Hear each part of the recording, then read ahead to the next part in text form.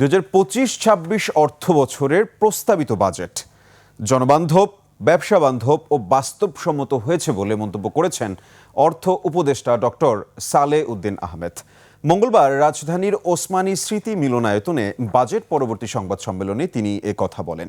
বিভিন্ন মহল থেকে আপত্তি ওঠায় চূড়ান্ত বাজেটে কালো টাকা সাদা করার বিষয়টি পুনর্বিবেচনা করা হতে পারে বলেও জানান তিনি। মূল্যস্ফীতি নিয়ন্ত্রণ সহ মধ্যবিত্তের জন্য এই বাজেট সহায়ক হবে বলে জানানো হয় সংবাদ সম্মেলনে। আরও জানাচ্ছেন সঞ্জয় অধিকারী। জীবন অবাক না করলে কে করবে? 28% মিল্ক ফ্যাটের অবাক করার সাথে ফ্রেশ মিল্ক পাউডার। জীবন অবাক করুক প্রতিদিন। রাজধানীর ওসমানী স্মৃতি মিলনায়তনে বাজেট পরবর্তী সংবাদ সম্মেলন। এর মাঝখানে তো আমরা পূর্ববর্তী সরকারের রেখে যাওয়া ভঙ্গুর অর্থনীতি পুনরুদ্ধারের চ্যালেঞ্জ নিয়ে অন্তর্বর্তী সরকারকে বাজেট প্রণয়ন করতে হয়েছে উল্লেখ করে অর্থ উপদেষ্টা বলেন, অনেক সীমাবদ্ধতা সত্ত্বেও বাস্তবসম্মত বাজেট প্রস্তাব করা হয়েছে। প্রতিষ্ঠানগুলো কিন্তু অনেকগুলো নষ্ট হয়ে গেছে বা নষ্ট করে দেওয়া হয়েছে। এর ভেতরেই কিন্তু আমাদেরকে কাজ করতে হয়েছে, সেটা সবচেয়ে বড় চ্যালেঞ্জ। এই রিসোর্স কনস্ট্রেন্টের মধ্যেই আমরা বাজেটটা করেছি।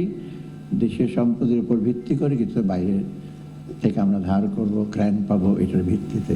অর্থনীতিবিদ ও ব্যবসায়ীদের সমালোচনা সত্ত্বেও প্রস্তাবিত বাজেটকে জনবান্ধব ও ব্যবসা বান্ধব বলে উল্লেখ করেন তিনি। আমরা চাচ্ছি যে মানুষের জীবনযাত্রার মান যেন উন্নত হয়, জীবনযাত্রাটা যেন সহজ হয়, মানুষের ক্রয় ক্ষমতা যেন বাড়ে, দেশের শান্তিশৃঙ্খলা থাকে, ব্যবসা বাণিজ্যের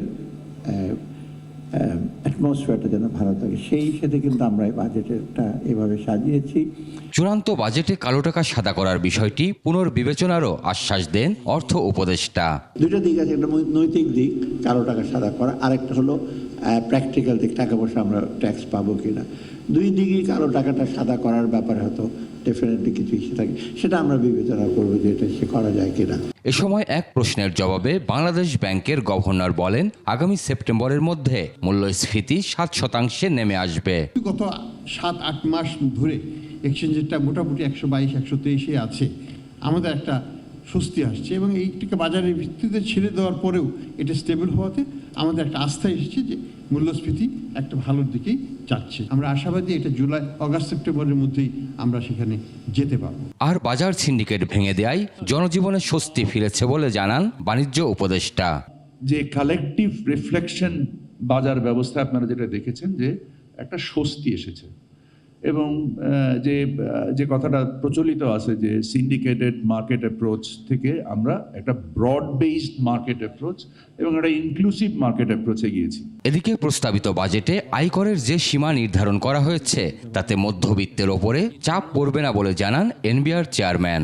নিত্য প্রয়োজনীয় যতগুলো জিনিসপত্র আছে প্রত্যেকটার ক্ষেত্রেই কিন্তু ট্যাক্সের বোঝা কমানো হয়েছে। সঞ্জয় অধিকারী, 21 টেলিভিশন, ঢাকা।